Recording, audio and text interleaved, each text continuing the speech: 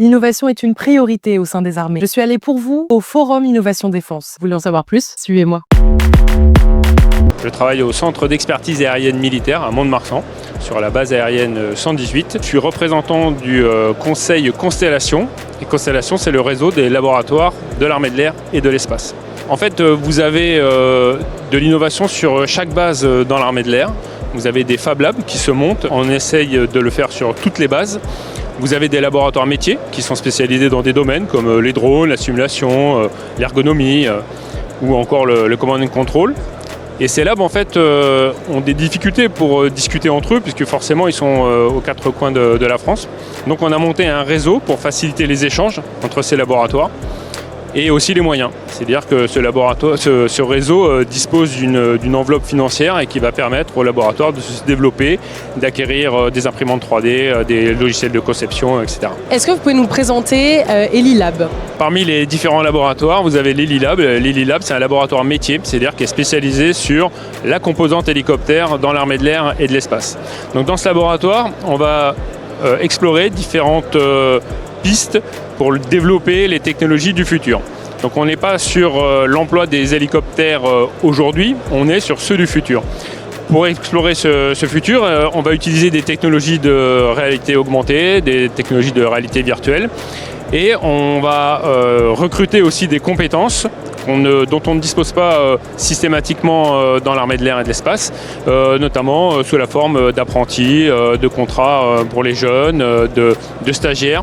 Et ça leur permet d'avoir une première expérience en manipulant des technologies innovantes sur des sujets qui sont particulièrement intéressants parce que forcément on s'intéresse au terrain, on s'intéresse à l'emploi des hélicoptères et de comment tout ça va évoluer à l'avenir. Et comment ça se passe alors? Les militaires qui vont travailler avec ça, s'exercer avec ça, ils mettent un casque de réalité virtuelle, c'est ça?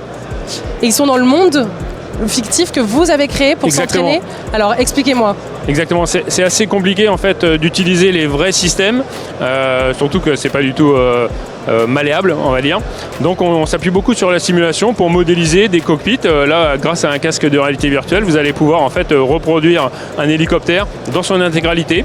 Vous pouvez très bien reproduire le cockpit, vous pouvez faire des missions avec ce casque de réalité virtuelle. Vous pouvez former aussi.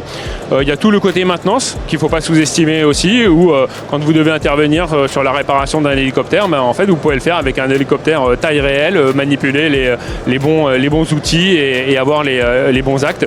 Donc il y a différentes technologies qui existent. On peut utiliser la technologie de la réalité augmentée et les casques de réalité virtuelle. En fait, même si ça peut paraître un petit peu cher à l'achat, sont d'une rentabilité qui est extrême par rapport aux problématiques qui sont traitées. Ok, qui dessine ces jeux? Qu'est-ce qui vous inspire? Alors, on va faire ce qu'on appelle du serious gaming, c'est-à-dire qu'il existe certains jeux, alors notamment dans le domaine aéro, il y a certains jeux qui sont assez bien connus, parce qu'il y a même des chaînes YouTube qui permettent de développer des tutos pour traiter ces problématiques. Là, on va avoir plutôt des moteurs des moteurs physiques. On va avoir des logiciels qui vont permettre de créer nos propres environnements. Donc, on ne va pas prendre un jeu qui existe de A à Z avec différents niveaux qu'il faudrait enchaîner.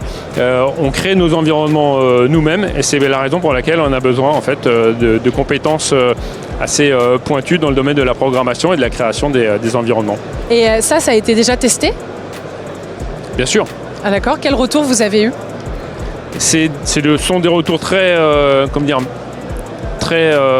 satisfaisants, dans le sens où vous avez une forte adhésion de la part des opérationnels, parce que quand on travaille en amont, on travaille avec des spécialistes de la simulation. On ne peut pas faire passer des opérationnels qui réalisent leur mission tous les jours. On ne peut pas les faire passer en permanence dans nos projets. Donc le retour qu'on a qui est particulièrement satisfaisant, c'est quand ces opérationnels viennent participer aux expérimentations, aux évaluations, et que... je ne peux pas dire que c'est extrêmement réaliste par rapport à l'hélicoptère, mais ça permet de traiter les problématiques qui nous intéressent. Est-ce que vous avez fait ça aussi dans le but peut-être d'attirer plus de jeunes dans l'armée? Bien sûr.